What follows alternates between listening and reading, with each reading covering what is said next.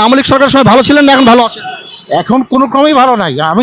আওয়ামী লীগের সময় আমরা ভালো ছিলাম, জিনিসপত্রের দামও সস্তা ছিল এবং মানুষের মনে একটা স্বস্তি ছিল, কিন্তু এখন সেই বিষয়টা নাই, একদম নাই। মানে এখন কি কি সমস্যা মনে করছেন? এখন জিনিসপত্রের দাম, এখন সেই পুরানো আলু 80 টাকা করে কিনতে হচ্ছে।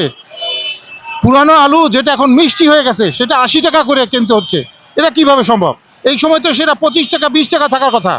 এবং সবচেয়ে বড় জিনিস হচ্ছে মানুষ এখন দীর্ঘশ্বাস চাচ্ছে, ভুল করছে তারা, বুঝতে পারছে তারা। এই ছাত্র জনতা এই আন্দোলন করে এরা ভুল করেছে। অবশ্যই ভুল করেছে। এর জন্য জাতি এখন আসলে এই কলঙ্কমুক্ত হইতে হবে।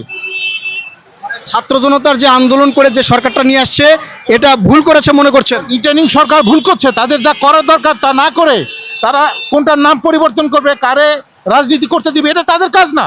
এটা হলো জনগণের কাজ, ভোটের মাধ্যমে তারা নির্ধারণ করবে তারা কাকে ভোট দেবে কাকে ভোট দিবে না। এটা রিটার্নিং সরকারের কাজ না।